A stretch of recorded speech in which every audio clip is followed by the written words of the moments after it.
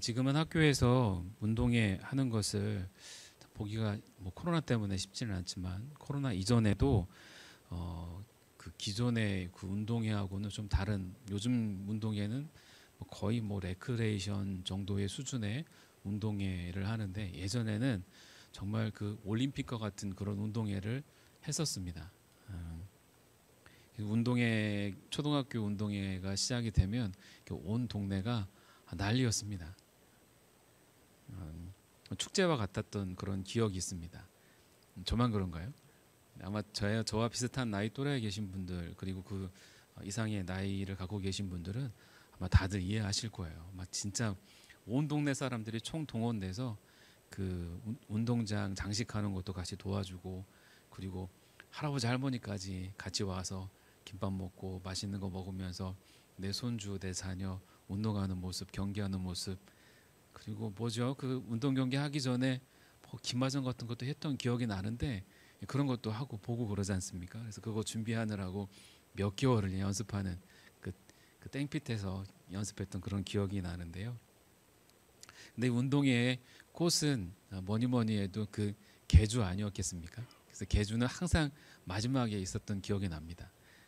막 난리였죠. 막 그 학생들뿐만이 아니라 가족들까지 다 일어나 가지고 그 이제 그 코스를 팽 눌러 가지고 앉아서 막 응원했던 그런 기억이 있습니다. 근데 이 계주에서 자주 일어나는 일은 아니지만, 이 바톤을 받은 학생이 착각해서 이 앞으로 뛰어야 하는데, 근데 이 뒤로 뛰어가는 경우가 종종 있었습니다. 여러분들은 보셨는지 모르지만 전 그런 경우를 몇 번 봤어요. 바톤을 받은 이 반대로 뛰어야 하는데 바톤 받은 방향으로 뛰어가는 거죠.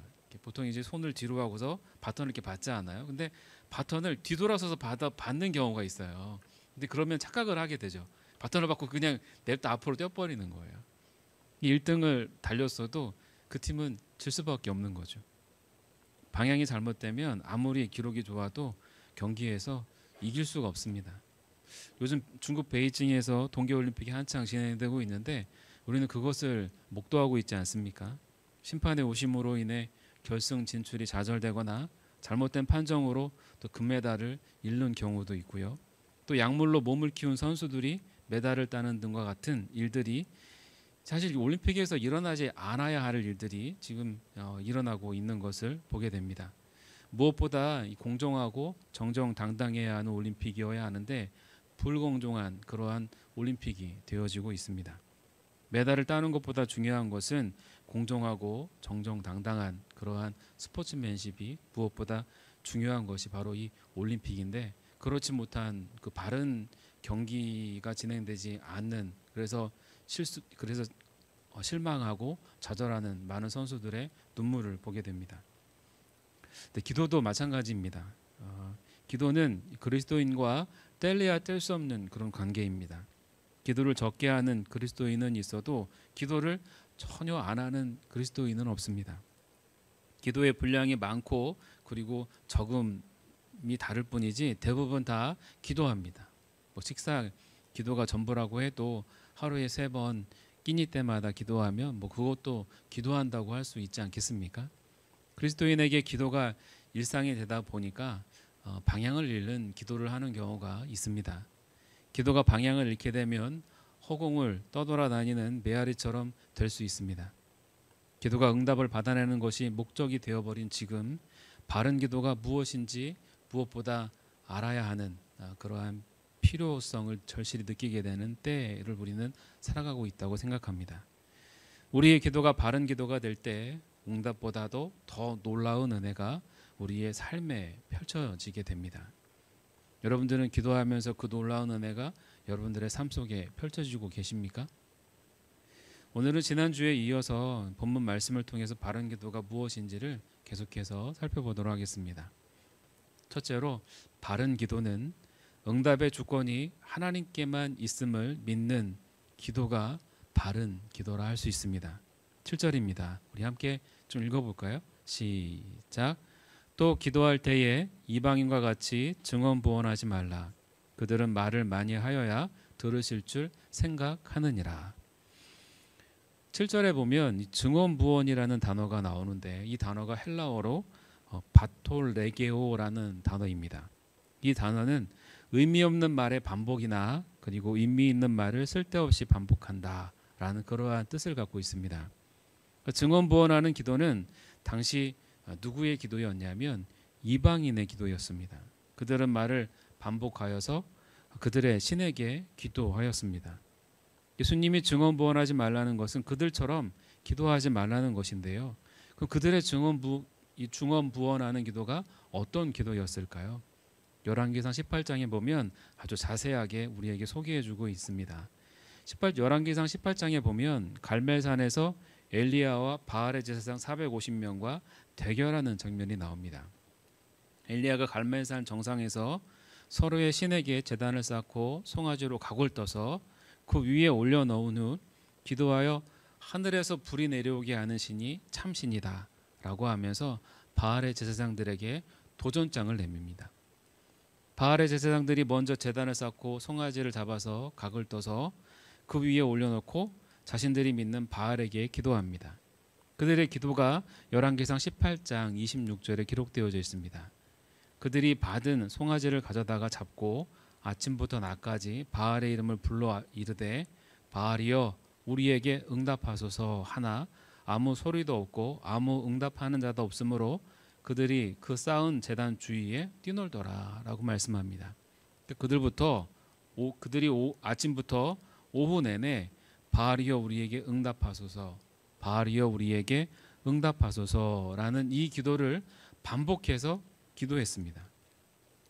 저녁이 될 때까지 아무 응답이 없자 몸에 자해를 가하면서 이제 날카로운 도구로 몸에 상처를 내면서 기도하기까지 하였습니다. 이것이 당시 이방인들이 보여주는 기도의 대표적인 모습이었습니다. 왜 이방인들은 이렇게 중언부언하면서 기도했을까요? 했던 말을 반복하면서 왜 기도했을까요? 그들은 오래 기도해야 자신들이 믿는 신이 응답할 것이라고 하는 그러한 생각을 갖고 있었기 때문입니다. 오래 기도하기 위해서는 반복하는 것만큼 좋은 방법은 없죠. 했던 말을 반복하면 오래 기도할 수 있습니다. 그래서 이방인들은 의미 없는 말을 쓸데없이 반복하는 중언부언의 기도를 하였습니다. 반복해서 오래 기도하면 그 어떤 신이라도 응답하고야 말 것이라고 그들은 그렇게 굳게 믿었던 것입니다. 이방인들은 기도를 신의 뜻과는 상관없이 자신의 뜻을 떼쓰듯 오래 기도해서 자신들의 필요를 쟁취하는 것으로 이해했습니다. 이방인들의 기도의 응답은 그들이 믿었던 신에게 달려있는 것이 아니라 바로 자신에게 달려있다고 그들은 그렇게 믿고 생각했습니다. 신이 살펴보고 기도에 응답하는 것이 아니라 기도하는 사람의 노력 여하에 따라 기도의 응답이 달려 있었다는 것이죠. 신이 할 수 있는 것은 그들의 요구에 응답하는 것 말고는 아무것도 없습니다. 그들에게 신은 단지 자신들의 욕구를 채우려 할 때 찾게 되고 욕구를 채워주는 그러한 존재일 뿐이었습니다. 그들에게 신은 그러한 존재이기에 자신들의 노력으로 충분히 응답을 받을 수 있다고 그렇게 생각했던 것이죠. 신이 주인이 아니라 그들 자신이 주인이며 신은 단지 그들의 요청을 들어주는 종이었습니다. 여러분들의 기도는 어떠하십니까? 혹시 일부러 했던 말을 반복하거나 말을 많이 해서 오랜 시간 기도하면 하나님이 응답하실 것이라고 생각하기 때문에 혹시 그렇게 기도하지는 않습니까? 나의 노력에 따라 하나님이 응답하신다고 생각하여서 기도하고 있다면 그 또한 증언부언하는 그러한 기도일 수 있습니다. 기도 응답이 하나님께 달려있는 것이 아니라 나에게 달려있다고 할 때 증언부언하는 옳지 못한 기도의 함정에 빠질 수 있습니다. 우리의 기도의 응답은 전적으로 하나님께 달려있다고 믿지 못하면 우리도 이방인처럼 중언부언하는 그러한 기도가 될 수 있다는 것을 우리는 기억해야 합니다.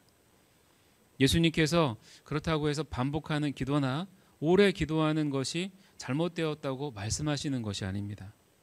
예수님께서도 반복하면서 기도하시는 모습을 성경을 통해 우리에게 보여주고 계십니다. 십자가에 못 박히시기 전 겟세마네 동산에서 기도하실 때 예수님은 반복해서 기도하셨습니다. 아버지여 내 뜻대로 마옵시고 아버지의 원대로 하옵소서라는 이와 같은 기도를 반복해서 하셨습니다. 3번이나 동일한 기도를 반복해서 하셨다라고 성경은 기록합니다. 성경에는 3번 기도하셨다고 기록되어 있지만 그렇다고 예수님이 딱 3번만 기도하신 것은 아닙니다. 상황을 살펴볼 때 3번뿐 아니라 여러 번 반복해서 기도하셨을 것입니다. 이마의 땀방울에 피가 섞여 핏방울이 되어 흘러내릴 정도로 예수님은 그렇게 깊이 반복해서 기도하셨습니다. 온 힘을 다해서 절실히 하는 반복적인 기도는 수십 번 해도 괜찮습니다. 이러한 기도는 중언부언하는 기도라 할 수 없습니다. 사도 바울도 육신의 가시인 이 질병을 놓고 3번 반복해서 기도했다라고 그렇게 말합니다. 3번만 했다는 것이 아니라 반복해서 기도했음을 숫자로 그렇게 표현한 것입니다. 그의 질병은 전도 사역을 하는 데 있어서 큰 지장을 주었기 때문입니다. 그래서 고쳐달라고 반복해서 기도했지만 내 은혜가 내게 족하다는 말씀만 하실 뿐 고쳐주지 않으시죠. 예수님께서는 또 불의한 재판관의 비유로 기도에 대해 말씀하실 때에도 반복의 중요성을 말씀하셨습니다. 과부가 자신의 문제를 해결해 달라고 이 불의한 재판관을 찾아서 매일 부탁합니다. 이 불의한 재판관은 이 과부의 반복적인 끈질긴 간청에 그의 문제를 해결해 줍니다. 이는 끈질긴 반복 기도에 응답하신다라는 그러한 말씀을 예수님이 하시려고 하신 것이 아니라 우리가 반복해서 기도하더라도 하나님께서 응답하시니까 반복해서 기도할 때 하나님께서 나의 기도를 응답하신다는 것을 기억하라는 것입니다. 기도 응답은 나에게 달려있는 것이 아니라 하나님께서 그 권한을 갖고 계십니다. 그러므로 그분이 응답하실 때까지 매일 반복해서 기도해야 합니다.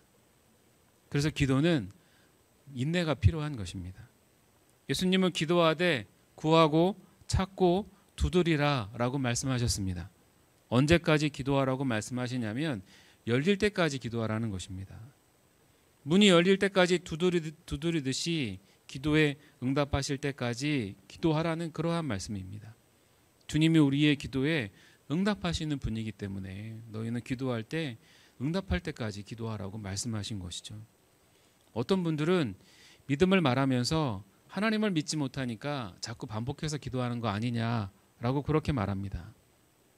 여러분도 자녀들이 있으신 분들은 아시지만 자녀들이 보통 무엇인가 필요할 때 부모에게 요청하지 않습니까?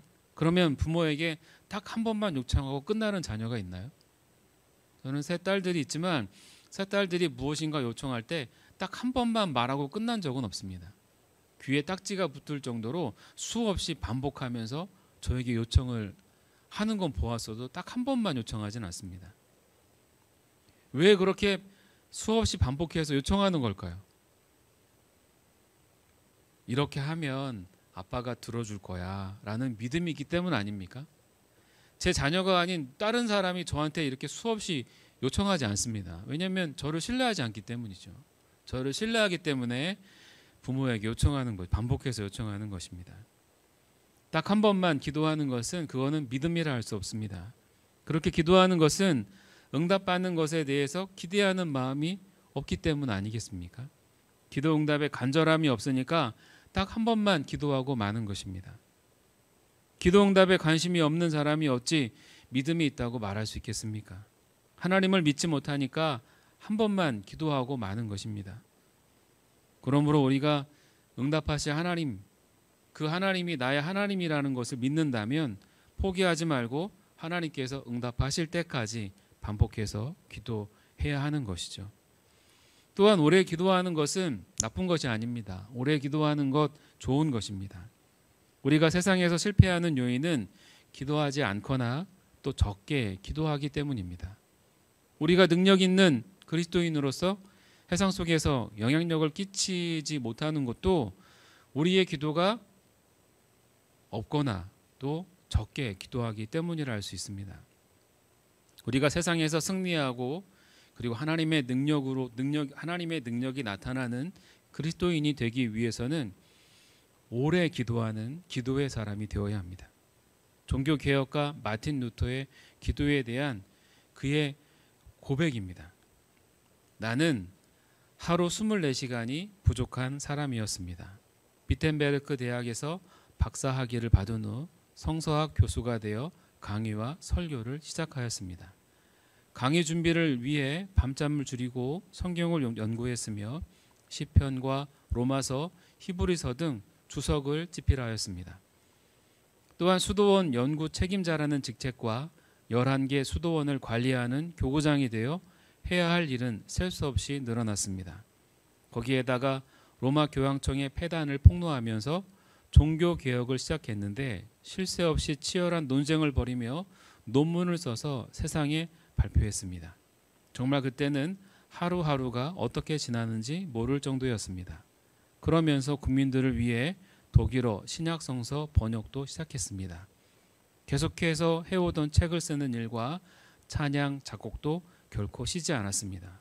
그 노력으로 3,000권 이상의 책을 썼고 37곡의 찬양을 작곡했으며 성가집 4집도 발간할 수 있었습니다. 이 많은 일들을 어떻게 다 할 수 있었냐고요? 물론 제 힘으로는 불가능한 일이었습니다. 오직 하나님께서 주시는 힘으로 할 수 있었습니다. 그 힘을 얻기 위해 나는 목숨 걸고 기도했습니다. 할 일이 많아질수록 바빠질수록 더 기도하는 시간을 늘렸으니까요. 이것이 제가 매일의 삶에서 승리할 수 있었던 비밀입니다. 하나님께서 주신 사명을 완수할 수 있었던 유일한 이유이기도 합니다. 이 마틴 루터는 평범할 때는 1시간 기도하였고 바쁠 때는 기도의 시간을 배로 늘려 2시간에서 3시간 기도하였다고 합니다. 그러니까 매일 그렇게 기도했다는 것이죠. 그래서 그가 종교 개혁을 이루었고 수많은 사역을 완수할 수 있었던 것입니다. 하나님께 능력 있게 쓰임 받는 사람들은 모두 기도의 사람이었습니다. 그러나 그들의 기도는 결코 짧지 않았습니다. 우리가 기도의 사람이 된다는 것은 짧게 기도하는 사람을 말하는 것이 아니라 오래 기도하는 사람을 말합니다. 기도 시간이 많을수록 우리의 삶에 하나님의 능력은 더 배가 될 수밖에 없습니다. 기도는 하나님과 교통하는 것이기 때문입니다. 전능하신 하나님과 더 많은 그러한 교제가 이루어질수록 우리의 삶의 능력에는 더 큰 하나님의 능력과 은혜가 나타날 수밖에 없습니다. 10분 기도하는 사람과 1시간 기도하는 사람은 다르고 1시간 기도하는 사람과 2시간 기도하는 사람은 다를 수밖에 없습니다. 우리는 바쁠수록 적게 기도하지만 신앙의 조상들은 바쁠수록 더 많이 기도했습니다. 우리의 기도 시간이 많아질수록 하나님의 능력이 더 크게 나타난다는 것을 명심하시기 바랍니다. 그러므로 우리는 되도록 오래 기도해서 하나님께로부터 능력을 받아 그 능력으로 세상을 이기는 승리자가 되어야 합니다. 반복해서 기도하는 것과 오래 기도하는 것은 잘못된 것이 아닙니다. 우리는 반복해서 기도해야 하고 오랜 시간 기도해야 합니다. 그러나 우리가 조심해야 할 것이 있습니다. 기도의 응답은 우리의 노력 여하에 달려있는 것이 결단코 아닙니다.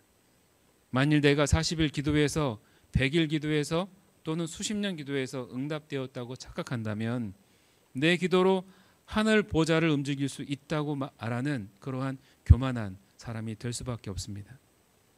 여러분, 내 기도로 하나님의 뜻을 돌이킬 수 없습니다. 만일 그게 가능하다면 하나님보다 내가 더 능력 있는 존재임을 나타내는 것이며 하나님은 나보다 무능력한 분이 되십니다. 내가 기도해서 응답하시는 것이 아니라 내 기도가 하나님의 뜻에 맞기 때문에 하나님께서 응답해 주십니다. 기도의 응답은 전적으로 하나님께 달려 있습니다. 그러므로 오직 하나님만이 응답해 주신다는 그 믿음을 갖고 우리는 기도해야 합니다. 그럴 때 기도로 내 의를 내세우거나 기도로 하나님을 움직이려는 영적 교만에 이르지 않고 겸손한 겸손히 주님만 믿고 주님만 의지하며 주님만 바라볼 수 있습니다. 그러한 기도의 사람들이 되실 수 있기를 바랍니다. 기도로 내가 뭔가 하나님을 움직이려고 기도의 응답을 받아내려고 하는 그러한 영적 교만한 자들이 되지 마시고 기도에는 정적 하나님께서 응답하신다는 믿음을 갖고 반복해서 또 오래 기도하실 수 있는 기도의 사람들이 되시기 바랍니다. 두 번째로 바른 기도는 기도를 응답에만 두지 않는 기도입니다. 그러니까 기도를 응답에만 두지 않는 기도를 하는 사람, 이게 바로 바른 기도를 하는 사람의 모습입니다. 8절입니다. 우리 같이 한번 읽어보겠습니다. 그러므로 그들을 본받지 말라. 구하기 전에 너희에게 있어야 할 것을 하나님 너희 아버지께서 아시느니라. 하나님은 우리가 기도하기 이전에 이미 우리에게 있어야 할 것을 다 아신다라고 우리에게 말씀하십니다.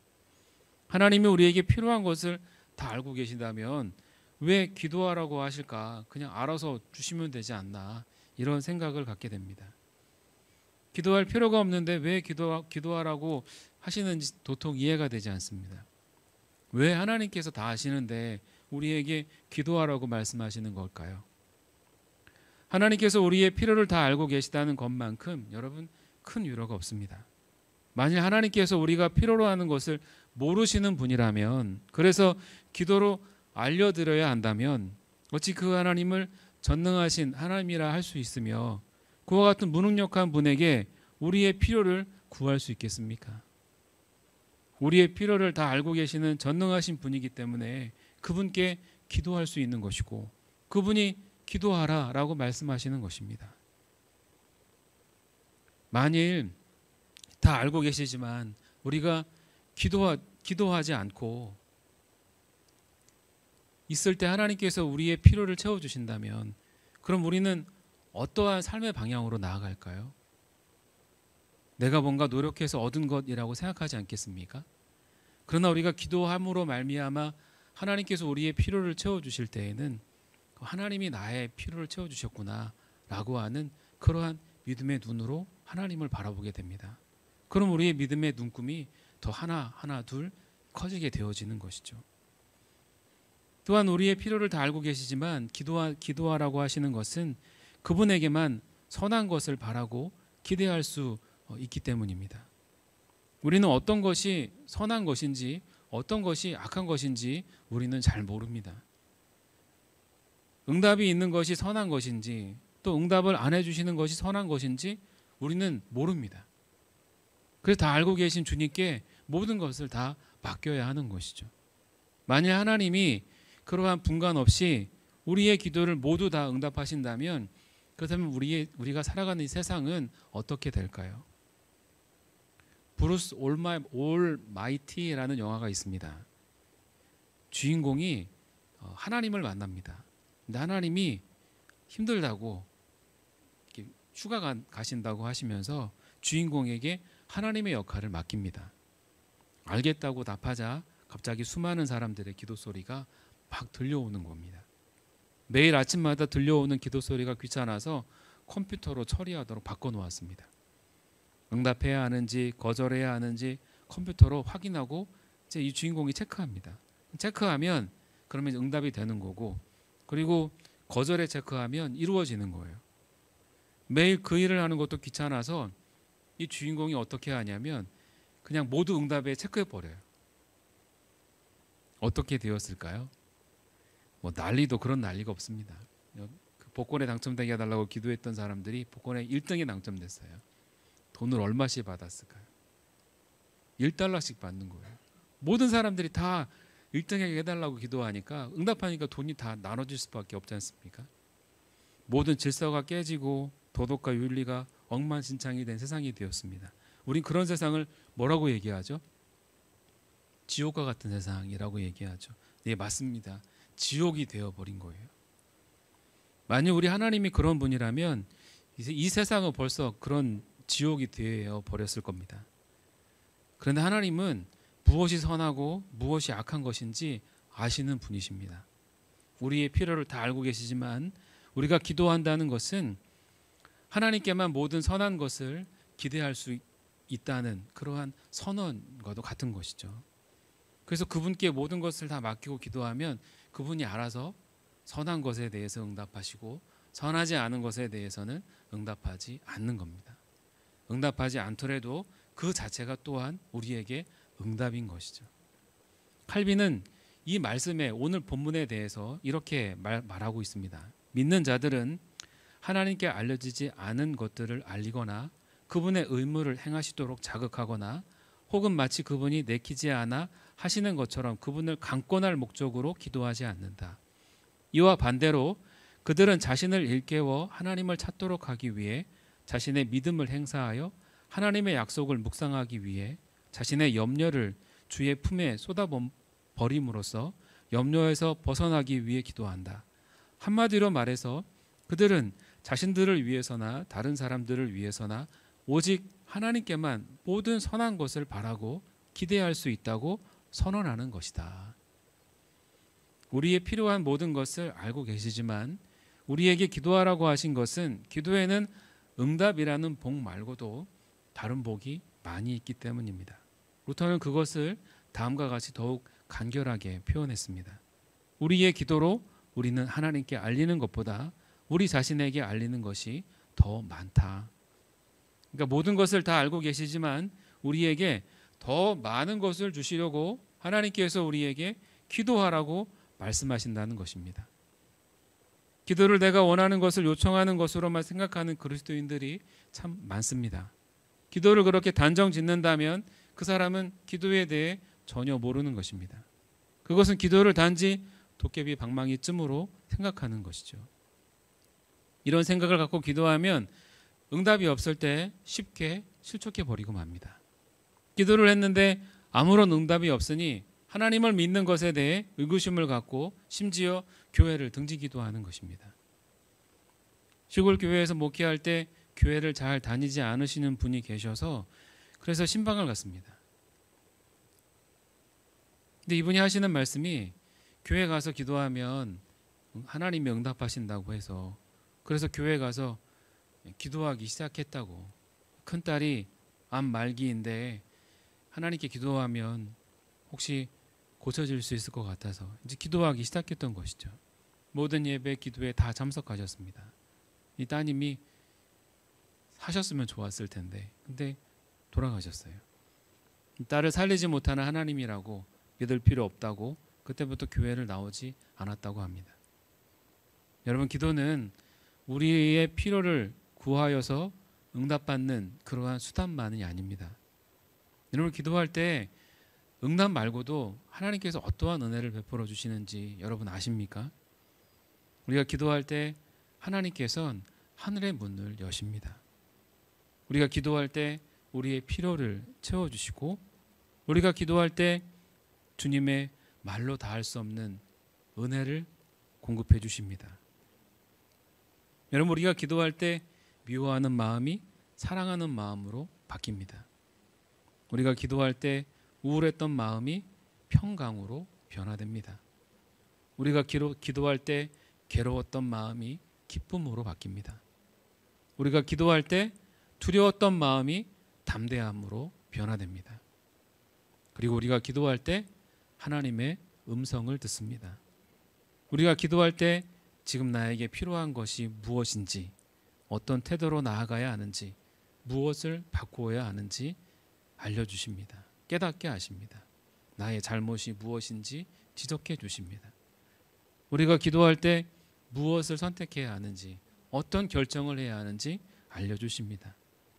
우리가 기도할 때 우리의 삶의 방향을 정해주십니다. 우리가 누군가를 위해 중보하며 기도할 때 그 대상의 영적 상태를 알려주셔서 그 대상을 위해 기도하고 또 그를 찾아가 위로하며 또 회복시키도록 만들어 주십니다. 여러분, 손으로 꼽을 수 없을 만큼 수많은 일들이 기도를 통해 이루어집니다. 그런데 기도를 단지 나의 필요를 구하는 것으로 단정 짓는다면 우리는 어마어마한 은혜를 놓치고 있는 것입니다. 여러분, 그리고 가장 중요한 기도의 이유가 있습니다. 바로 주님과의 친밀한 교제입니다. 하나님이 우리에게 기도를 알려주신 중요한 이유이기도 합니다. 하나님은 우리와 교제를 나누고 싶어 하십니다. 하나님께서 우리의 필요를 다 아시지만 기도를 통해 우리와 깊이 사귀고 싶어 하시는 것이죠. 여러분, 하나님의 그 마음 아십니까? 하나님은 기도를 통해 우리와 인격적인 사귐을 가지기를 원하십니다. 하나님은 우리를 로봇과 같은 존재로 대하고 싶어 하지 않으십니다. 하나님은 우리를 하나님의 형상을 닮도록 창조하셨습니다. 하나님은 우리와 교제하고 싶으셔서 하나님의 형상인 인격적인 존재로 우리를 만들어 놓으신 것이죠. 제 딸아이가 필요한 것이 있다고 제가 그것을 압니다. 딸아이가 필요한 것이 무엇인지 안다고 해서 딸아이의 요청 없이 필요를 들어준다면 그 관계는 인격적인 관계가 아닙니다. 그 관계는 사귐이 없습니다. 교제가 없습니다. 그것은 딸아이를 로봇으로 키우는 것과 같은 것 아니겠습니까? 딸아이가 필요한 것이 있다고 말할 때 그 필요를 채워주는 것이 인격적인 관계이며 사귐이며 교제인 것입니다. 하나님은 기도의 응답보다 더 중요하게 여기신 것이 바로 그 사귐입니다. 기도를 통해 우리와 교제하며 사귐이 있는 인격적인 관계에 있을 때 기도의 응답 말고도 그보다 더 풍성한 복을 주십니다. 하나님과 깊은 사귐이 있을 때 하나님께서 응답 말고도 더 풍성한 복을 주시는데 그것이 무엇이냐면 그것은 바로 주님의 마음을 알게 되는 것이죠. 우리의 기도가 주님과 사귐의 기도가 된다는 것은 주님과 교제를 나눈다는 것을 말합니다.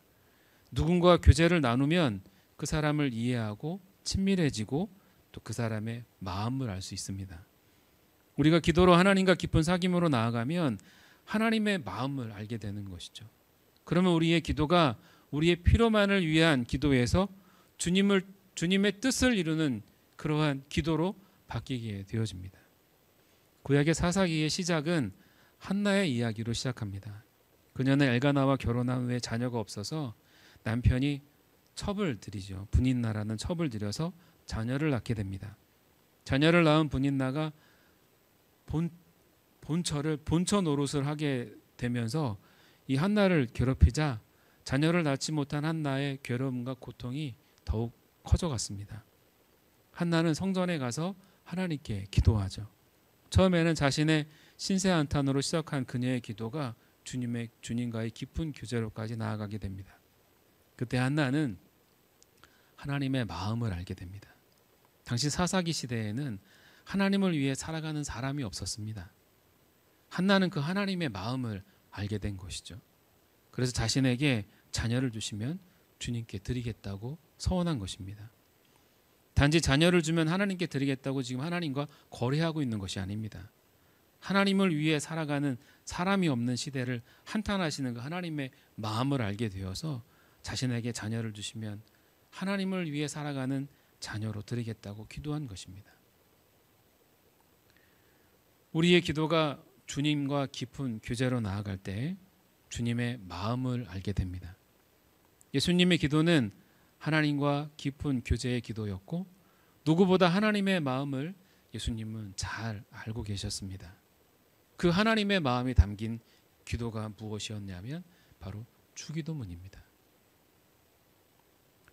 우리의 기도가 주님과 깊은 교제로 나아가 주님의 마음을 알고 주님의 뜻을 구하는 그러한 기도로 성장하여서 하나님의 뜻이 우리의 삶에 이루어지는 그리고 또 우리가 발딛고 살아가는 모든 곳에 그렇게 하나님의 뜻이 이루어지는 그러한 기도, 그게 바로 기도의 사람들이 기도로 나아가는 그러한 복된 모습이고 또 우리가 기도할 때 추구해야 할 방향이기도 합니다.